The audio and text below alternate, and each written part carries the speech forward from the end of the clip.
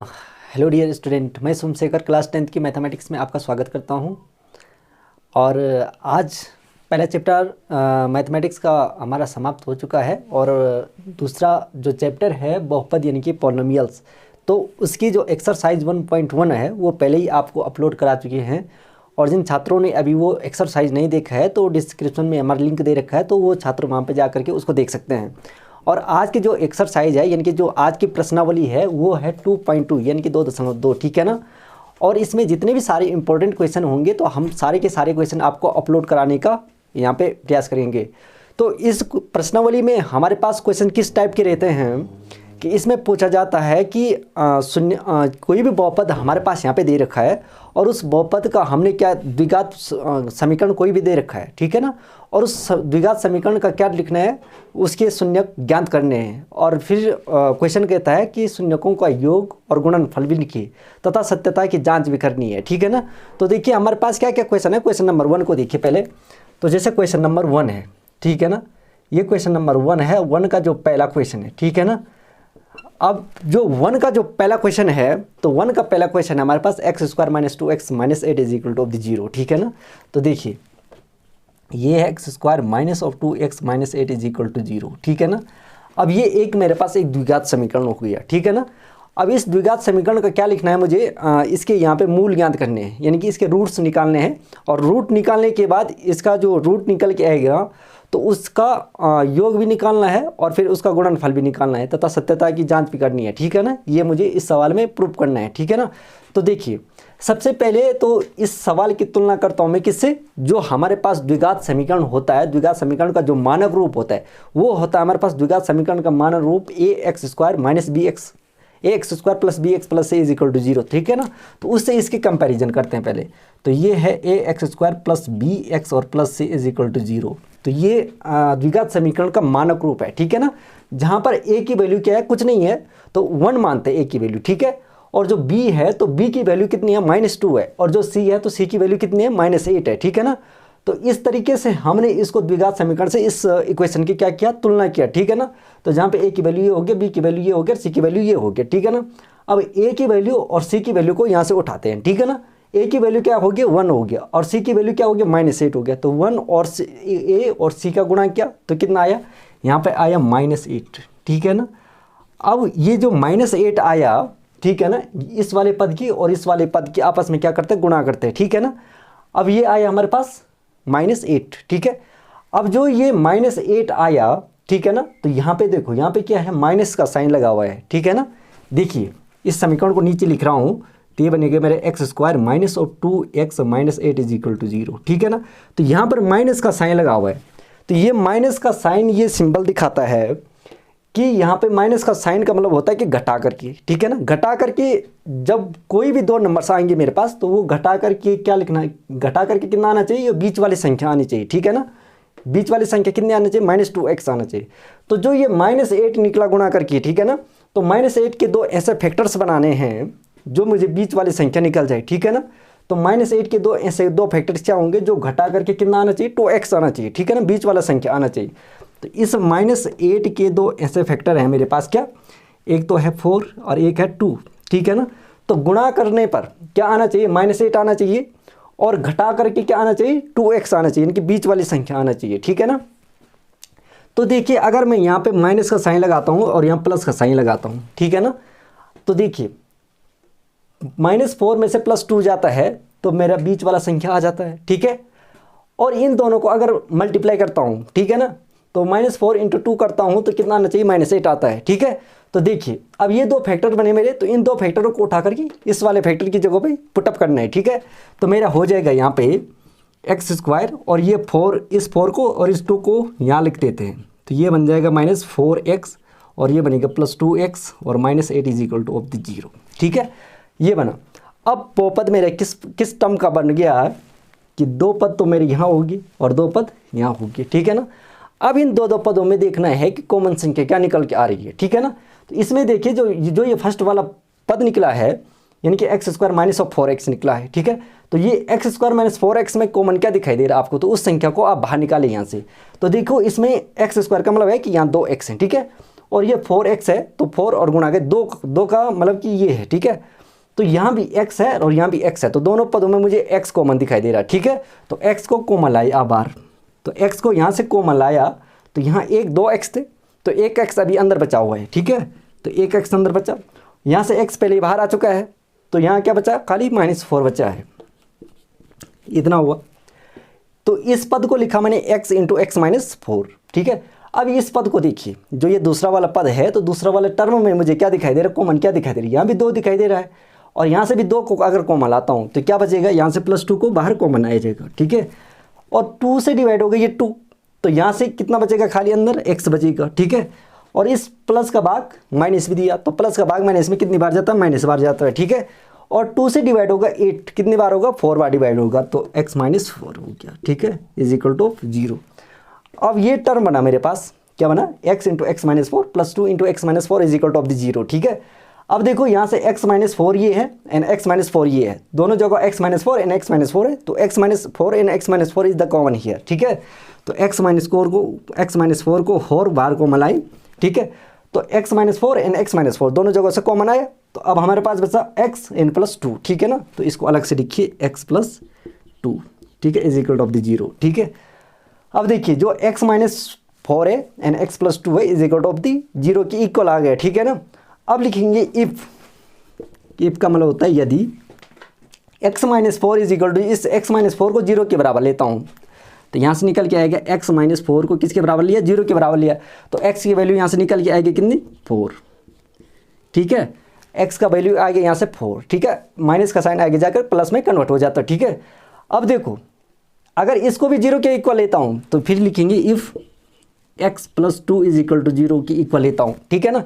तो x का ये प्लस का साइन आगे जा करके माइनस के साइन में कन्वर्ट हो जाएगा, तो x हो जाएगा -2, ठीक है ना।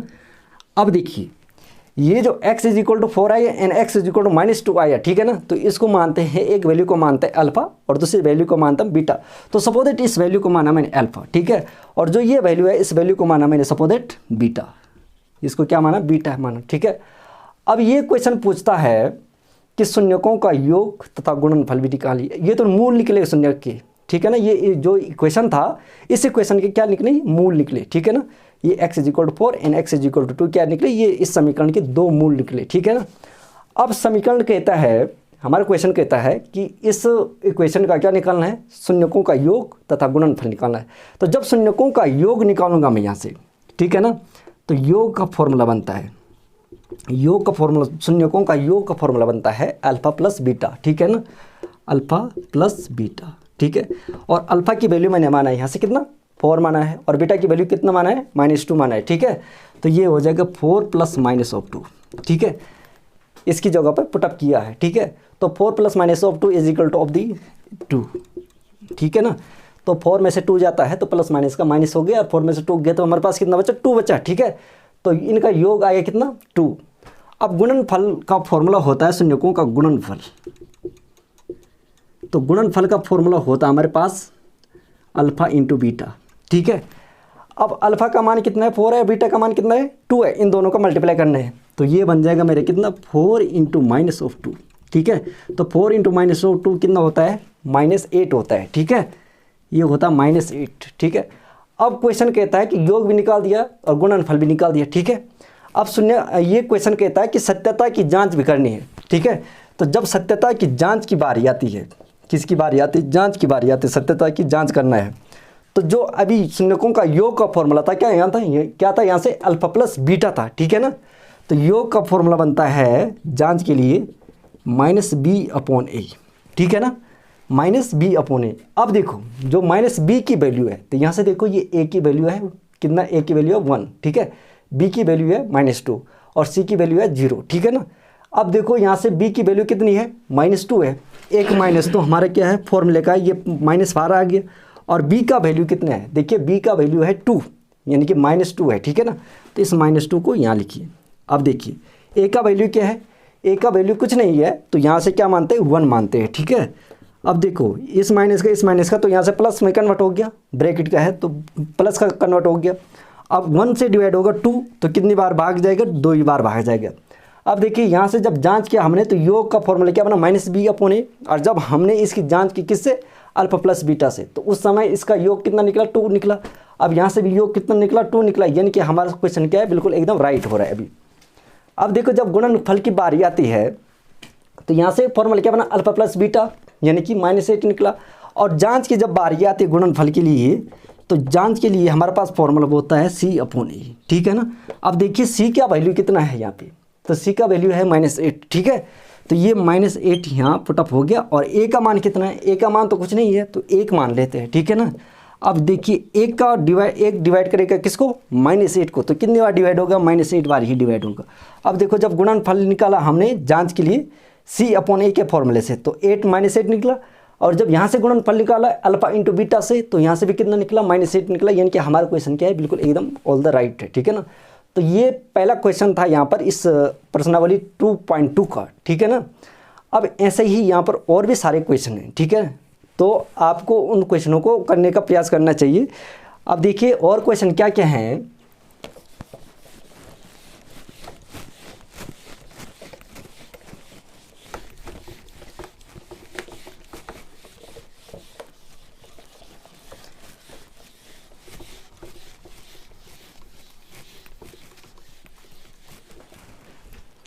और क्वेश्चन है हमारे पास, जैसे हमारे पास है दूसरा क्वेश्चन है 4s² - 4s + 1, ठीक है ना, = 0। इसके भी रूट निकालने हैं।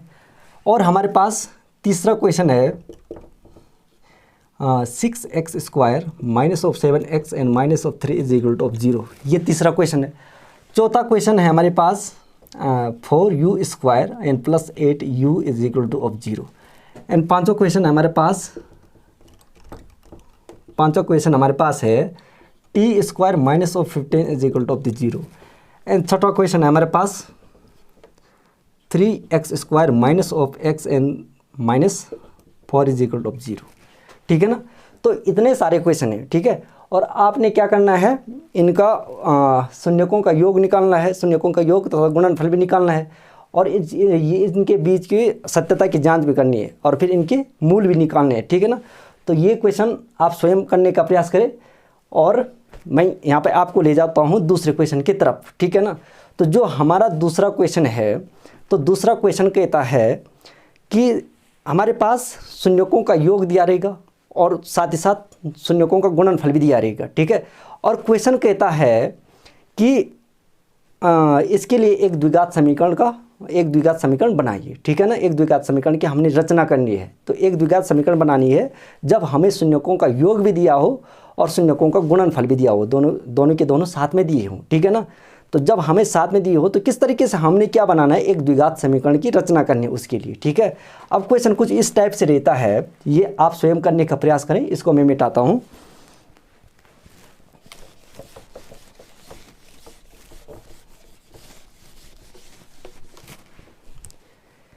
जैसे हमारे पास क्वेश्चन है इस टाइप से, हमारे पास कोई क्वेश्चन है कि जैसे -1/4, ठीक है, और 1 ही मान के चलो, ठीक है। -1/4 और 1 है हमारे पास, ठीक है। अब जो ये -1/4 और 1 आया हमारे पास, ठीक है ना, तो ये कहता है कि शून्यकों का योग, ये हो गया -1/4 शून्यकों का योग, और शून्यकों का योग को दर्शाए हमने किससे, अभी योग को दर्शाते हैं हम किससे, अल्फ़ा प्लस बीटा से, ठीक है ना। तो अल्फ़ा प्लस बीटा हमारे पास कितना हो गया, -1/4 हो गया, ठीक है ना, -1/4 हो गया। और दूसरा बोला इसने कि शून्यकों का गुणनफल, तो दूसरा ये हो गया गुणनफल। अब देखिए जो गुणनफल हो गया वो हो गया अल्फ़ा इंटू बीटा, ठीक है ना। अब अल्फ़ा इंटू बीटा को हमने किससे दर्शाई, गुणनफल से दर्शाई, ठीक है। अब अल्फ़ा इंटू बीटा गुणनफल हो गया तो उसके वैल्यू कितने हैं, 1 है, ठीक है ना, ये हो गया। अब ये कहता है कि यदि दी गई संख्याओं का योग तथा गुणनफल ये है, ठीक है ना, तो इसके लिए एक द्विघात समीकरण की रचना करनी है आपने, ठीक है। अब द्विघात समीकरण की रचना के लिए आपके पास एक फॉर्मूला होता है, तो वो फॉर्मूला आपको यहाँ पे यूज़ करना है। और वो फॉर्मूला क्या है, देखिए वो फॉर्मूला है हमारे पास x² - alpha plus beta into x और प्लस अल्फ़ा इंटू बीटा = 0। तो ये फॉर्मूला है और ये फॉर्मूला आपने याद रखना है, ठीक है ना। तो x² - alpha plus beta into x plus alpha into beta = 0, ठीक है। तो ये फार्मूला है और ये फार्मूला आपने याद रखना है। अब देखिए अल्फा प्लस बीटा का वैल्यू कितना है, -1/4 है, और अल्फा इंटू बीटा का वैल्यू कितना है, 1 है। तो इन वैल्यू को उठा करके आपने इस फॉर्मूले में रखना है और यहाँ से आपका द्विघात समीकरण बन जाएगा, ठीक है ना। तो क्वाड्रेट फॉर्म में लिखने के लिए यहाँ से देखिए x² सेम रहेगा यहाँ से, और माइनस अल्फा प्लस बीटा का वैल्यू कितना है, -1/4 है, तो यहाँ से लिखिए -1/4, और इंटू यहाँ से किसका मल्टीप्लाई हो रहा है, x का मल्टीप्लाई हो रहा है, ठीक है। और ये हो गया प्लस, और अल्फा इंटू बीटा का वैल्यू कितना है, 1 है, और is equal to of the 0, ठीक है। आप इसको और सही तरीके से लिख सकते हैं।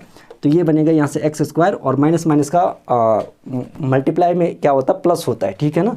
तो +1/4, ठीक है ना। अब इसको चाहे तो आप सीधे डायरेक्टली x/4 भी लिख सकते हैं, ठीक है, x/4 और +1 is equal to of the 0 के फॉर्म में इसको लिख सकते हैं। अगर आप 4 से मल्टीप्लाई इसके साथ करते हैं, 4 से मल्टीप्लाई इसके साथ करते हैं, और डिनोमिनेटर में जो एलसीएम आता है तो वो कितना आता है, 4 आता है, और 4 से मल्टीप्लाई फिर 0 के साथ होगा तो 0 के इक्वल आएगा, तो डिनोमिनेटर में कुछ नहीं रह गया। तो ये बचेगा हमारे पास यहाँ से कितना, x² and 4x² and plus x and +4 is equal to of the 0। तो ये बनता है हमारे पास एक द्विघात समीकरण, ठीक है ना, 4x² + x and +4 is equal to of the 0, ठीक है। तो इस टाइप से हमारे पास बहुत सारे क्वेश्चन दिए रहेंगे यहाँ पे, ठीक है। तो आपने क्या करना है कि 2 चीज़ें आपको दिया रहेगा, शून्यकों का योग और गुणनफल, और कहेगा आपके लिए क्वेश्चन कि इसके लिए एक द्विघात समीकरण बनाइए। तो आपने इस तरीके से द्विघात समीकरण बनाना है, जिससे इसके लिए और भी सारे क्वेश्चन हो सकते हैं। जैसे क्या क्या क्वेश्चन हो सकते हैं देखिए,